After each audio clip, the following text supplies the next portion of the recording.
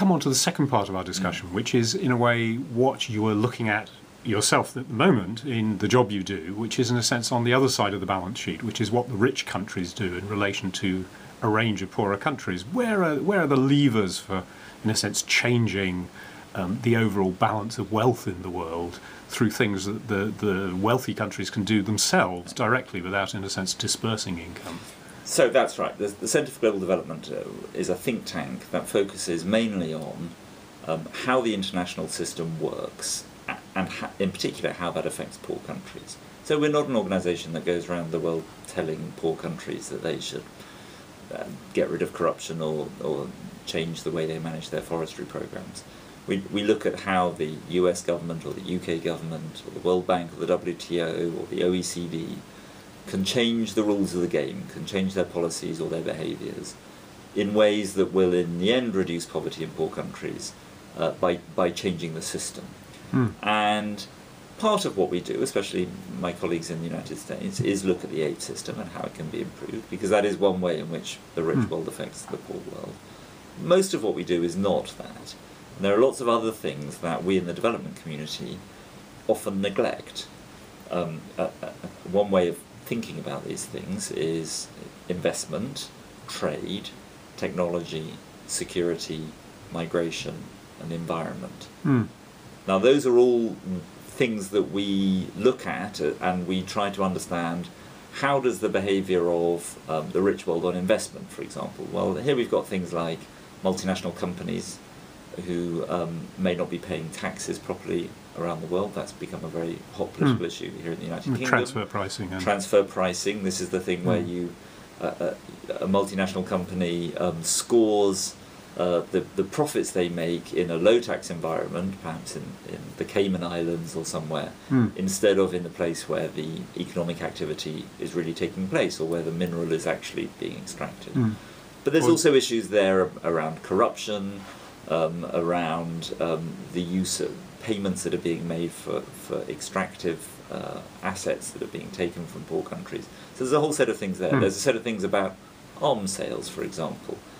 Should we in the rich world be selling weapon systems to poor and undemocratic countries? There are things around migration policy. Would it be better for us to have opportunities for people from poor countries to come and spend some time earning a higher income in rich countries? That would be perhaps a benefit to our economy and to them as individuals and to their economy back home. So there are lots of things that we do in the rich world, and increasingly in emerging market economies as well, and in the international system through the international institutions that affect poor countries. Very often those countries are not well represented in those organisations. They don't have a say around the table in the British government about what our trade policy should be. They often don't have a strong enough voice in, for example, the World Bank. And so their interests are often neglected. They're very often not neglected deliberately, but they're very often forgotten. There are very often implications for poor countries that just don't get taken into account when we make our policies here in the rich world. As we were discussing earlier, though, it's no longer a case of the rich versus the poor countries, is it? It's much more complex than that. That's exactly right. And when the Centre for Global Development was established 10 years ago in America, it was much clearer that there was a set of rich countries, the United States was where it was established, that could or that might or might not give aid to poor countries and might or might not have policies that affected them. That's really changed with the emergence of China and India and Brazil and South Africa, these emerging powers, which are interesting partly because there are still very large numbers of poor people in China and India. And middle-income countries are still 70% of the world's poor are in middle-income countries now. So they are the home to a lot of poor people, but they're also increasingly influential actors in the world economy. I was reading a paper today about the way that they responded to the 2008 food price crisis, where their behaviour in terms of... This was India and China specifically. India and China, in order to protect the poor citizens of their own countries, a perfectly proper thing for them to do, and many of us would argue something they ought to be doing more rather than less of, the way they changed their trade rules exported that poverty to low-income countries that weren't able to adjust. So it helped reduce poverty in India and China that would otherwise have risen because of the rise in food prices, but at the expense of transferring that poverty to the very poorest countries in the world that weren't able to adapt in the same way. So there's a much greater sense of interconnectedness about, in that case, the financial crisis, demand for food in the rich world, ethanol subsidies, the distortions there. People have talked about the effects of speculation in financial markets. I'm personally sceptical about the impact of that on food prices, but I think the evidence still needs to be looked at more thoroughly. And then you've got the behaviour of the emerging market economies and their impact on the trading system, and then the impact on the world's poor. And so we have to think holistically about how we can change the rules of the game so that the people at the bottom of this chain don't end up literally starving because of the way that the rich world has inadvertently impacted on the very poorest people. And sometimes the changes that might be made are being held up as much by the poor as the rich countries, as you were saying earlier, because of the concessions that have been made to them. Right, and the trade system has become increasingly complicated. We had this aspiration 10 years ago that we would have a multilateral trade round where we would all move forward together to enable much freer trade that would enable poor countries to trade their way out of poverty. As it's turned out, we've made very little progress on that for a variety of reasons, and we've got a much more we've got a mosaic of different agreements with some poor countries, some middle-income countries, and the more of those we put in place, the harder it is to see how you would move forward a worldwide system. Because you've now got people who have specific benefits from concessions, right, preferences. They're called trade preferences, and suddenly they are no longer supporters of reform because they do quite well. If you're a very poor country, you have access to the EU market, which gives you better access than some middle-income countries.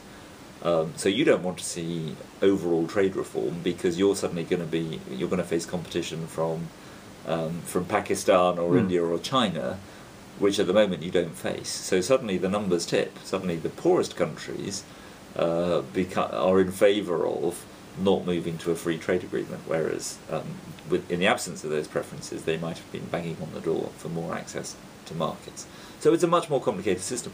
It's also more complicated because it turns out that it's not just the tariffs and quotas and the trade rules that matter, but it's also rules about rules within countries about things like food standards, safety standards, labour standards, implicit forms of protectionism that make it difficult for poor countries to get access to. Or changes in standards, really, at some level, isn't it? It's various kinds of change in standards. These behind the higher standards at some level. So that's part of the problem. And the other part of the problem is simply that even where you do have market access, it's very often difficult if you don't have the infrastructure back home to get your goods quickly and cheaply to the port and to the market you're trying to sell to. So there are all kinds of things that conspire together that make it difficult for poor countries to trade their way out of poverty.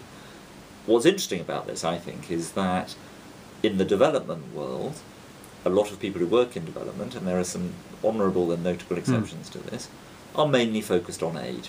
How can we spend more money in... Or welfare, as we might say. Which is a kind of a welfare... So I think one way of characterising particularly European views about development, and I think people will be somewhat shocked by this, is that we do a much better job of tackling the symptoms of poverty, providing aid. Europe is very generous with its aid compared to the rest of the world. We do a much better job on that than we do on tackling the causes of poverty. We don't have very good trade policies here in Europe. We don't have very good technology transfer, intellectual property rights policies, for example. We don't commit as much as we should on security. Our migration policies are pretty average. So although, you know, as a region, we're very generous with our aid, we wouldn't need to be as generous with our aid if we did more on creating the conditions for economic growth so that poor countries could grow their way out of poverty. if there were one or two things out of... You've got quite a long agenda there. Yes. Well, if there were one or two things that you magically could make happen tomorrow, what do you think would be the most transformational? Oh, that's a great question. So I think there are two in particular that seem to me pregnant for reform. One is tackling this question of illicit financial flows, of how the rules of global capitalism can... and I want to be very clear here, I don't think that we should be trying to prevent globalisation, or I'm not against multinational companies, I'm not against international investment, on the contrary, I want to see all of not those against things. capitalism. Not against capitalism. Yeah. But I would like to see, and I think everybody would like to see, companies paying the tax that is due in the place that it's due. So we need some international coordination to decide what the tax base is. You know, what does it mean to say that a company that is genuinely global is perhaps has a workforce in one country, is using minerals or other natural resources from another country to make a product that is designed and marketed in a third country? We really need to understand where those taxes should be paid. Plainly, the answer is not. They should pay no tax because they're a Bahamas registered company. They should be paying tax somewhere. Can we make sure that developing countries get a reasonable, appropriate share of that, so that they can raise their own tax revenues to pay for... And we're seeing where tax revenues are rising, developing countries are using that money for the welfare of their citizens. That's fantastic, and it does help create that social contract. So how can we fix the international system so that, and this is quite technical stuff, but it's actually also quite doable if we can get an international agreement. And there is a mood at the moment that this needs fixing, and what we have to do is make sure that it's fixed not only in the interests of the UK and the US, but also in the interest of developing countries. I think we can do that. The second thing, which I think is tougher but is quite important, is migration. And I think the mood will change. I recognise this is politically very controversial at the moment, but a lot of the wealthy countries, of the old OECD countries, well, I use the word old advisedly. As we have an ageing population, we're going to need somewhere. We're going to need young people to come and run our economy, so that when I'm retired, there's somebody generating the income that's going to pay my pension. So I think over time we are going to realise that not only are there social and cultural and economic benefits of migration, but that actually as a society we really are going to need more immigration.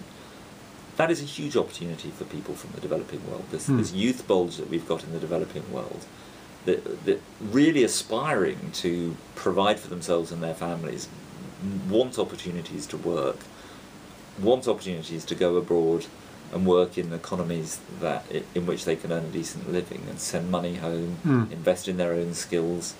These are huge opportunities. And then at some stage return home even. Many of them will return home, many of them won't. And those that don't will be making a better life for themselves overseas. I think we